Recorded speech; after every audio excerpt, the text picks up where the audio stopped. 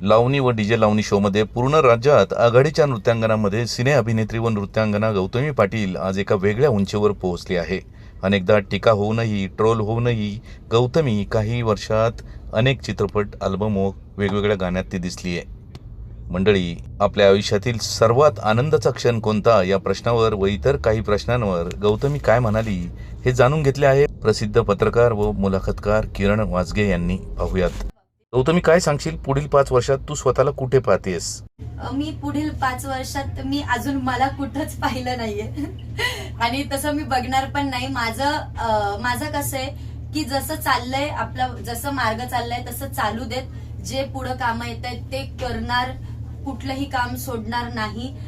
पुढचे 5 वर्षात मला नाही माहिती मी कुठं असेल, ते प्रेक्षक आणि मी, कदाचित ते प्रेक्षकच ठरवणार. म्हणून हे सगळं प्रेक्षकांवर मी सोपते. तर स्टेजवर गौतमी सर्वांनी पाहिली आहे, पण आउट ऑफ द स्टेज म्हणजे स्टेजच्या बाहेर गौतमी कशी असते?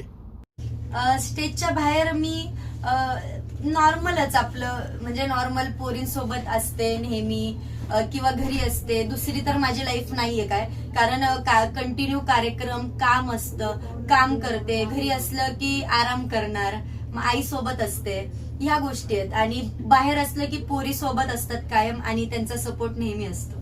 गौतमीचे छंद नेमके कोणते आहेत? कारण प्रेक्षकांना हा प्रश्न पडतो नेहमी. माझा डान्स हाच छंद आहे. सगळं काय माझं डान्स आहे आणि स्टेज आहे. स्टेज आणि डान्स मला खूप आवडतो. दुसरा माझा कुठलाही छंद नाहीये. एक शेवटचा प्रश्न घेतो. खरं तर गौतमीच्या आयुष्यातील हॅपी मोमेंट म्हणजे आनंदाचा नेमका क्षण कोणता आहे? माझ्या आयुष्यातील माझी आई आहे. माझी आई फेवरेट आहे आणि नेहमी तिला बघूनच मी, मला ती छान असली, ती खुश असली की मी पण खुश होऊन जाते. परत प्रेक्षक वर्ग आहेत, प्रेक्षक वर्ग पण त्यांनी जर कार्यक्रमात एन्जॉय केलं तर मी पण खुश होऊन जाते. प्रेक्षक, आई, हे सगळे माझे सगळे खुशीचे पॉइंट आहेत की ते खुश असले की मी खुश होते.